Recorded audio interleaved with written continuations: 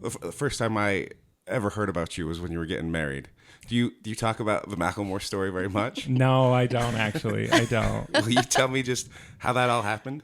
Yeah. So Sean and I met in 2011 at Weber State. And I was still in the closet. I wasn't out to many people at the time. And we started dating in early 2012.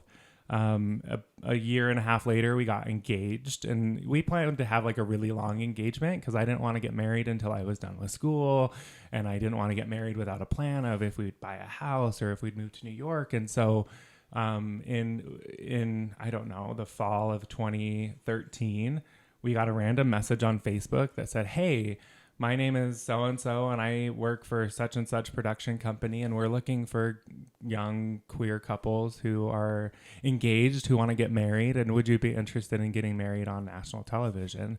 And we're like, "Well, can you tell us more details?" And they're like, "Well, not without you signing an NDA, and here's a contract. And all we can tell you is that you would be married on this day in January, and you have to show up in LA with your suits and basically trust that what we're saying to you is true." And like buy your own tickets and everything. Buy your own tickets. Yeah. Oh my gosh. And it was very scary, and it was very like, this is not real. But Sean is very resourceful on the internet. And so he started doing some Googling, and he Googled the production company, and the only thing they produce is the Grammy Awards. And we Googled when the Grammy Awards would be, and then we're like, "Oh, that's on January 26th. It's the Grammy Awards." And we're like, "What can you tell us?" And they're like, "Well, we can tell you that a very famous person is going to be the officiant of your wedding. So they will actually sign your wedding certificate. And we can tell you that several very famous people will sing at your wedding. That's what we can tell you." Huh. And so, we were actually in Hawaii when all of this was happening with my whole family. And my sister Sam is very risk averse, and she was like, "Oh, this doesn't sound real. They're going to take advantage of you, blah, blah, blah." Sam.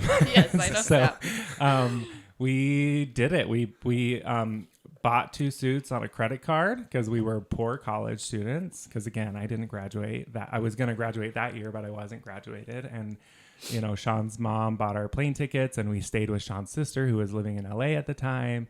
And we showed up on a Saturday for the rehearsal, and they said, "Okay, show up at the Staples Center." And, it was the 65th annual Grammy Awards. And at the Staples Center, we found out that it was Madonna and Macklemore who would be singing with, featuring Mary Lambert, because Macklemore had just released his kind of hit song that year, "Same Love."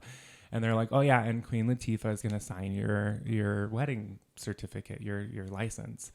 And so we're like, "Okay, that's wild." And the next morning we woke up and we took an Uber to the Staples Center, and we were in this big giant tent with 32 other couples from around the country. And yeah, it was fun. We got married on the Grammys, and Queen Latifah signed our wedding certificate. So yeah. It was wild. That is awesome. so wild. It was wild. Yeah.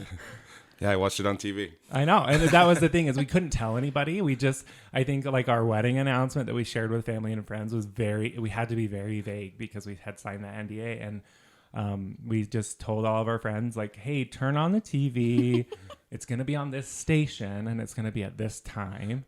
And I think that's what your sister said to us. They were like, "Yeah, we just really think you should come watch the Grammys with us." Yes. I'm pretty sure I had an inside scoop. Yeah. Yeah. No way. And we were able to verbally tell our closest friends and family that this is what's going on.